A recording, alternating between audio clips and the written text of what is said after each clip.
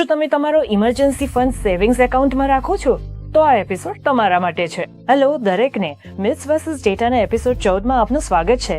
બધાને ખબર છે કે ઇમરજન્સી ફંડ હંમેશા 6 મહિનાનું હોવું જોઈએ અને લિક્વિડ પણ હોવું જોઈએ, જેથી મેડિકલ કે નોકરી સંબંધિત ઇમરજન્સી આવે તો એ માટે તૈયાર રહી શકાય. પણ વધારે લોકો તેમનું ઇમરજન્સી ફંડ સેવિંગ્સ એકાઉન્ટમાં જ રાખે છે, જે તેમની ખરીદ શક્તિને ઓછી કરે છે. કેવી રીતે?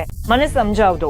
માન લો કે તમે એક 100 રૂપિયાનું ઇમરજન્સી ફંડ સેવિંગ્સ એકાઉન્ટમાં રાખ્યું છે, જે તમને વાર્ષિક 2 થી 3% વ્યાજ આપે છે. પણ મોંઘવારી અથવા મેડિકલ ખર્ચો છે એ 7 થી 10% જેટલો વધી રહ્યો છે.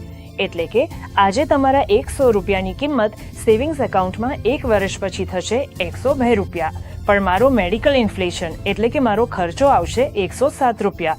તો અહીં 5 રૂપિયાનો તફાવત છે. આને ખરીદી શકવાની શક્તિમાં ઘટાડો કહેવામાં આવે છે. આ નુકસાન કેવી રીતે ટાળી શકાય? જો તમારે ઇમરજન્સી ફંડ લિક્વિડ રાખવું હોય તો પછી તેને સેવિંગ્સ એકાઉન્ટ સિવાય ક્યાં રાખી શકાય? તો લિક્વિડ મ્યુચ્યુઅલ ફંડ્સ, જે ડેટ આધારિત મ્યુચ્યુઅલ ફંડ્સ હોય છે, એ એક વિકલ્પ છે.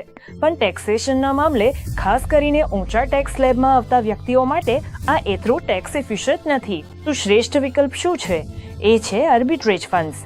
આર્બિટ્રેજ ફંડ્સ લિક્વિડ હોય છે અને તે ટેક્સ એફિશિયન્ટ પણ હોય છે, કારણ કે તેમનું ટેક્સેશન ઇક્વિટી મ્યુચ્યુઅલ ફંડ્સ પ્રમાણે થાય છે.